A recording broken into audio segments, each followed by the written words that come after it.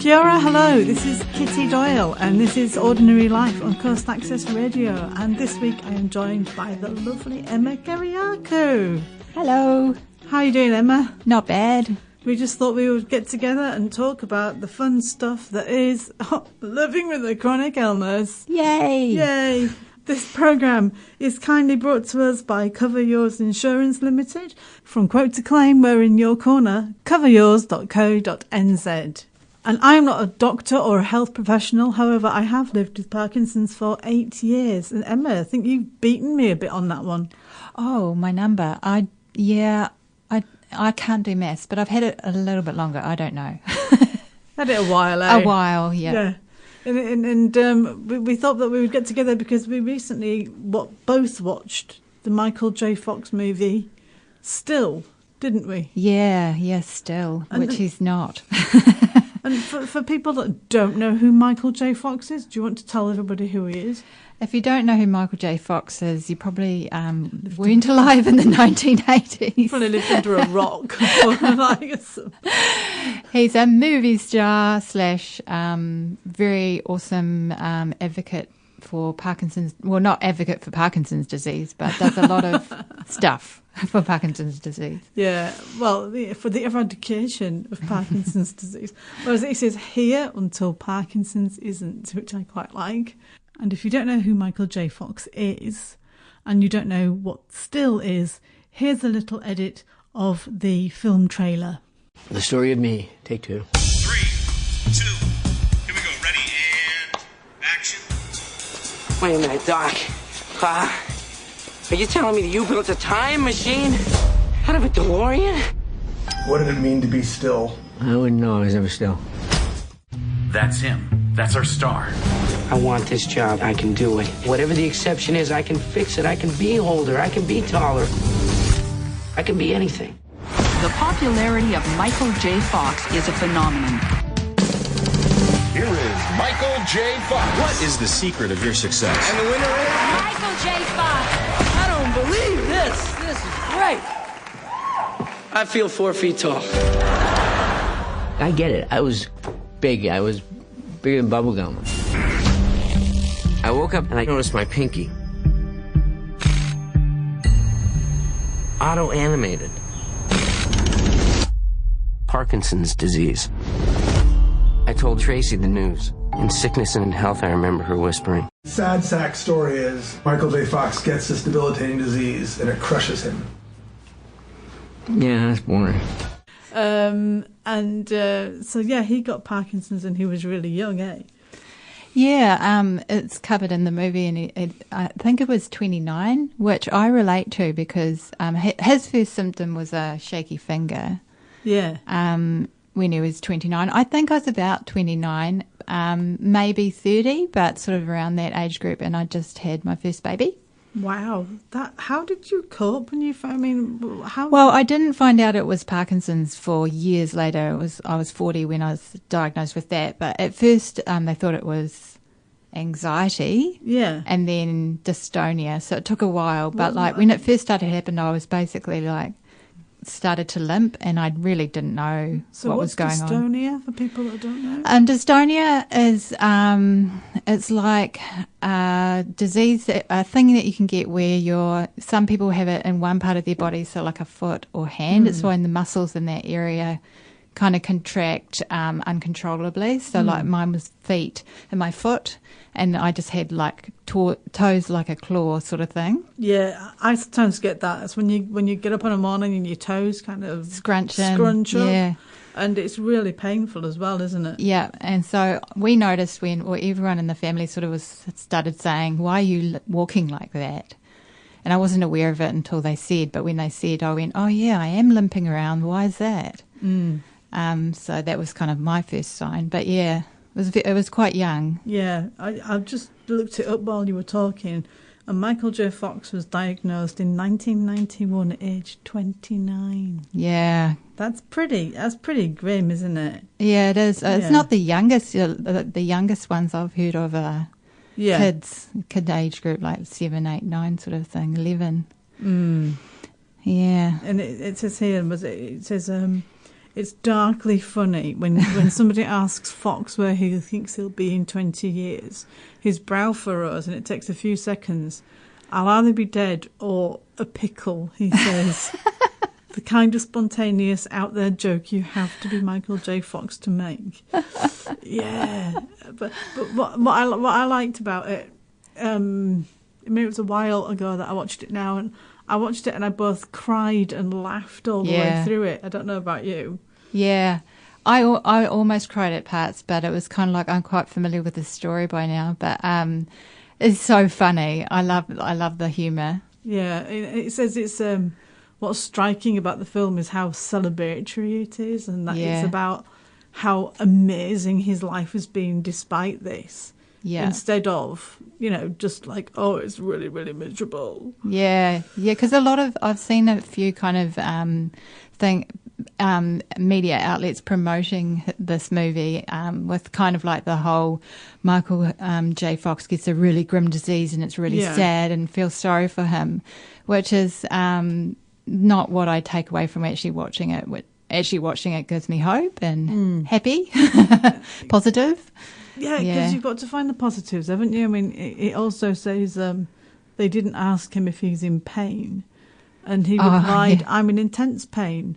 When Guggenheim asks why he didn't mention it at any point during filming, Fox says plainly, it didn't come up. And I think that's, it's like people often, they just assume so much, don't they? Yeah. It's like that thing people talk about with Parkinson's, like, when you're talking to somebody about it who doesn't have much of a personal experience of it, and they usually either go, oh yeah, Michael J. Fox / shaking / shuffling man, Muhammad Ali, yeah, exactly. And I remember seeing Muhammad Ali at the not in person but on TV at the Olympics opening he went to. Don't remember what one. I've seen lots of people on TV. I'm going to use that. I've seen these people. When he was, when it was like 80s or 90s, and I didn't know anything about Parkinson's then, but I remember watching him in that Olympics opening ceremony, I think it was, and he was waving or something, and he was shaking really hard out, and I sort of said, what's wrong with that guy, sort of thing. And that's the kind of, I was a kid then, and that was the kind of thing you often get from people. It's like, it's all about shaking, or the famous people they know of who had it, sort of thing. Yeah, I met a chap actually the other week. I was at a work event, and we got talking about, hey, I work in insurance, right? It was an insurance event. And I said something to him about having a chronic illness. And he says, oh, and well, are you okay? And I said, well, I've actually got Parkinson's. And he kind of looked at me like that kind of shock thing that you get. And I said, oh, it's okay if you don't know anything about it. Don't worry about it. And he just says, but you don't look like you have Parkinson's. I said, well, yeah, I know, because like, what does the person with Parkinson's look like, And he says, but you're not shaking or anything. Yeah. And so, of course, we go through the whole, you don't have to shake. It's all right. It's just one of them. But now, and bizarrely, it turned out, because regular listeners will know that, Mike had a out-of-hospital cardiac arrest. Got chatting to this chap, and his wife had an out-of-hospital cardiac arrest. Oh, my gosh. And thankfully, she was also still alive. Wow. So the ironies, the world is small, and but it just goes full circle on the whole. Everybody's got something lurking away in their closet that you don't know about, hey? Yeah. I think the thing that really hit me with watching still this time, because it was my second time watching it, was the thing that Michael J. Fox talks about towards the end about hiding. And he says, I wasn't taking the pills to get better or, for my kids or anything like that, which he was. But the main thing he was taking them for was to hide and to, blend in and to have this public life and career and not show signs of being ill. And I think that kind of feeds into what we've just been talking about about people saying, "Oh, but you don't look," or "You're looking well." I get that. "Oh, you're looking so well," and I'm like, it's not how we look. Yeah, and it's people will ask how your health is, and you sit there and you think, "Oh, my health is great." Because it is. I'm great. Oh, you mean that?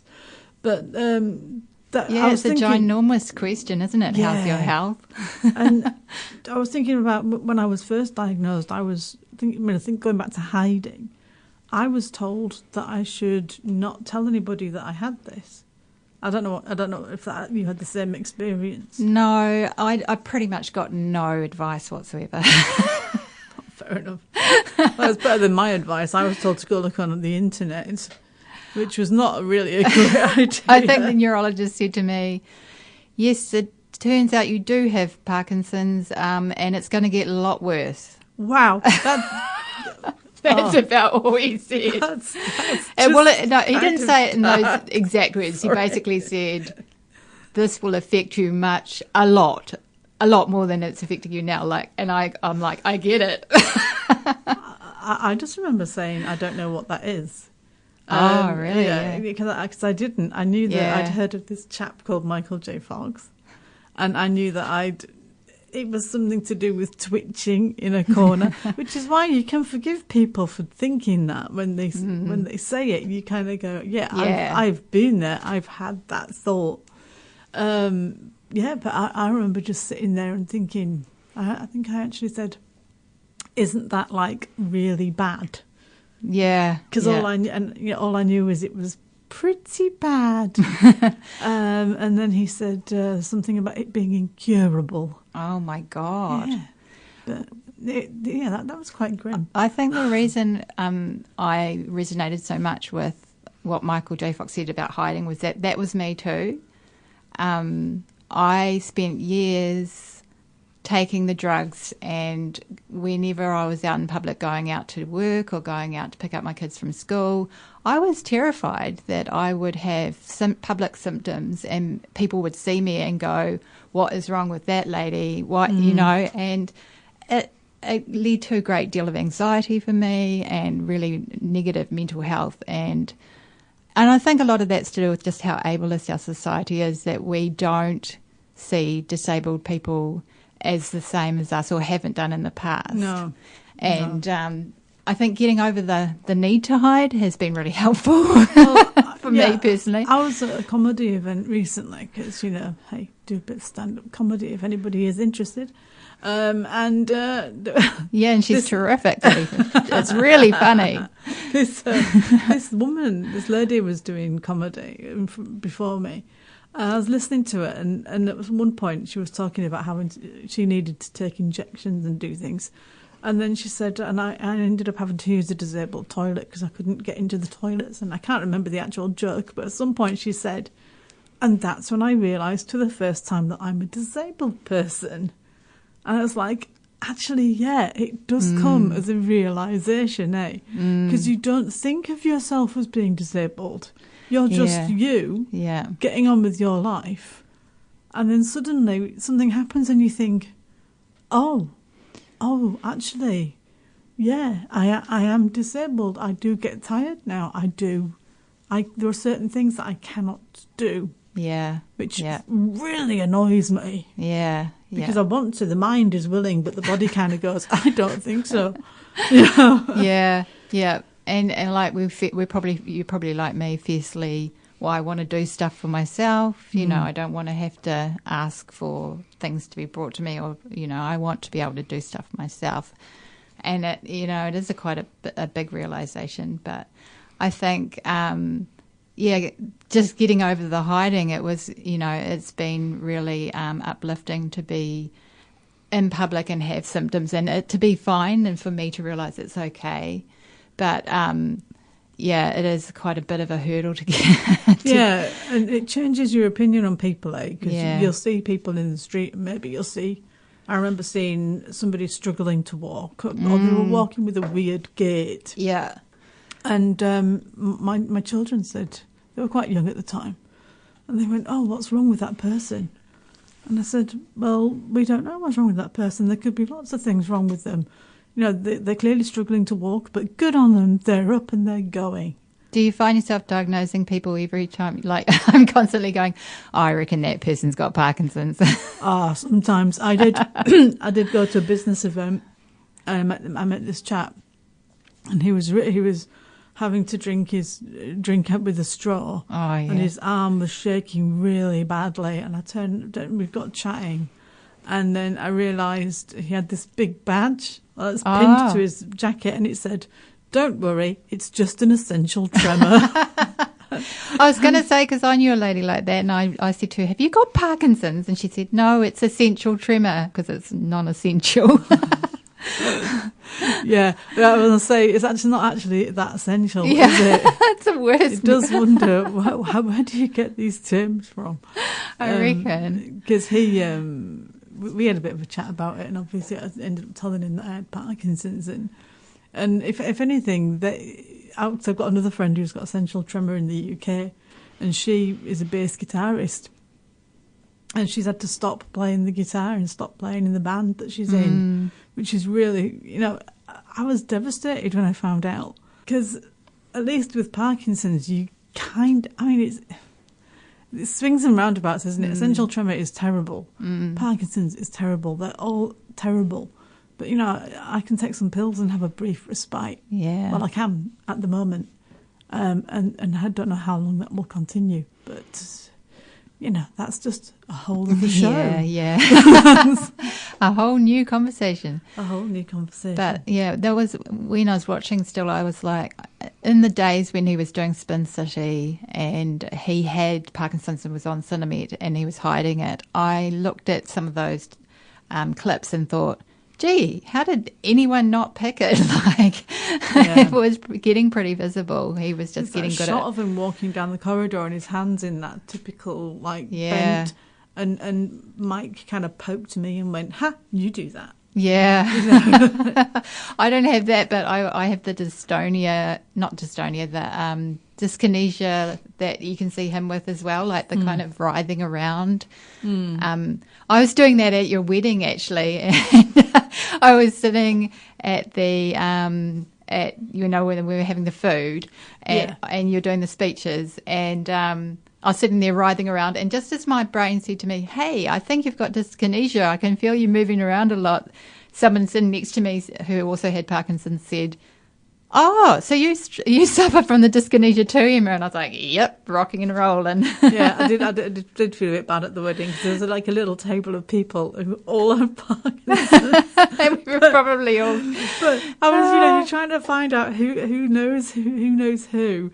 And I was like, oh, these people all know each other. That's really, is that really bad? Is this like the disabled table? No. Now that you say it, no. But it was a lot of fun. But I don't think that anybody there actually thinks of themselves as disabled either. They just we all kind of say things like, "Oh, it was a bit difficult to do that today," or "that was a bit harder today." Yeah. I've started to say I'm disabled a bit more, because I feel like I am, and it helps me be more visible, because I don't want to be invisible anymore. I don't want to go, because that's one of the things I think that people do quite often is retreat into their solitude, and that's I think that's really one thing I noticed that I get really angry about. But I can't. Well, is I can't bend very well anymore.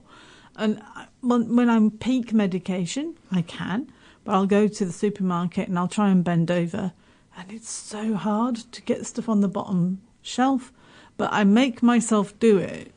But I probably look like like there's something wrong with me. Well, there is something wrong with me, but I probably look a bit strange. And at first the children would be like, "Oh, we'll get it for your mum." And then I'd say, no, don't get it for me. I have to keep doing this. I have to keep, because the longer I do it, the longer I'll be able to do it. I've been doing lots of exercise. I always talk about exercise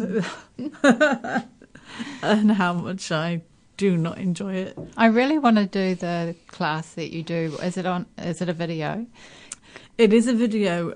We should get together and do one. I've got a weightlifting video. It's called somebody called Fit with Mick. Oh, and she is, I think she's Canadian. I'm going to have to find it, especially now I've just outed her on the radio. And she is really, really good. She has all these. Now, they're not for people with Parkinson's. It's not specifically for anyone like that. But I find them very easy to understand and easy to follow personally. So we should probably get together and have a go. Yeah, that sounds cool. Although you would hear me swearing at the television. That's part of the draw card for me. There's lots of oof. You've got to The be anger. kidding. How did you get your body in that position? But it's a specific type of anger. It's a specific type of anger. I used to get it when trying to do yoga, yoga videos and being like, how did you do that? I have a friend who does yoga and she's on Facebook and she is amazing. And I used to work with her at British Telecom. Oh, that's advertising. But they're not in New Zealand. It's okay. She does this amazing stuff. She can do all those things where you lift yourself up on your hands and planks or press ups or no, that kind of. I think is it called the crow where you kind of oh ball in a those little ball yeah. She's proper good. And I've seen all these pictures of her at a yoga retreat. And I ended up messaging her and saying, "You are my inspiration, although I am very heavy and need to lose a lot of weight." Did she respond? Yeah, she did. Oh, cool. Yeah, it was a long time since we worked together, but it's kind of weird, isn't it, when you kind of part and then you slowly watch each other's kids grow up and stuff. And you're like, oh, I knew that person once really well. And you still feel connected even though you're not. But yeah, I digress. Like Michael J. Fox, for example. I feel connected to Michael J. Fox. I've never met the guy. I don't know if I ever will, but... What did you think of the bits about parenting in the film? There could have been more, maybe. Well, it depends how much. Yeah, parenting is difficult at the best of times. Yeah, without all the added complications of this. Totally. I think that my children, for example, just don't bat an eyelid. They just kind of keep on trucking, and they don't seem to. Mine too. Yeah. You know, it's just something that mum's got, and they don't seem to react to it at all, which I like. Yeah, yeah. You know, it's total and utter acceptance of you. Yeah, and I think it sometimes might upset them. I try not to ask about that because I don't know, I don't really want them to think about it too much. It's only as they got older that I have had Amelia in talking about it. But then she's studying medicine, and I figured, what the heck? She keeps sending me pictures of things from... Oh, no. Yeah. Hey, I'm in a neurology class. Look at this. They mentioned Parkinson's. Hey, we're dissecting up XYZ this week. Yeah. Well, she did say she went to an event, and this person was talking about Parkinson's.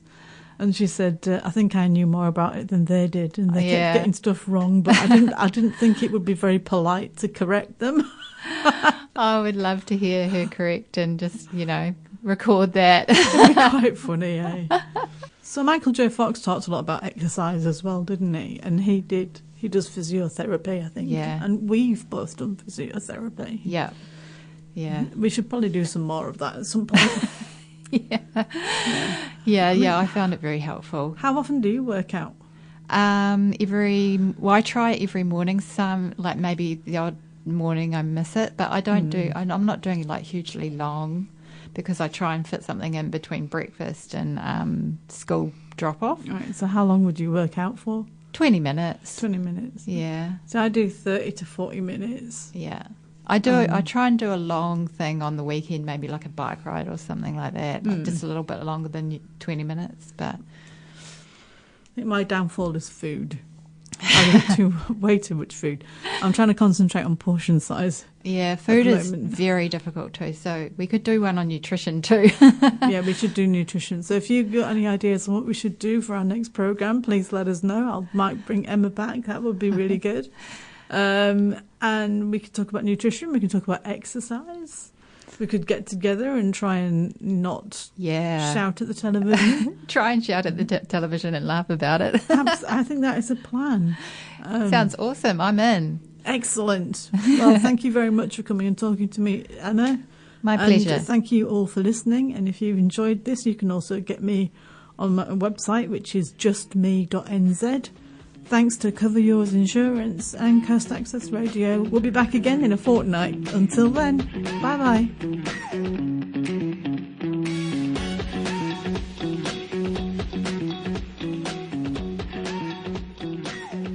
This program was made with assistance from New Zealand On Air for radio broadcast and through the accessmedia.nz website.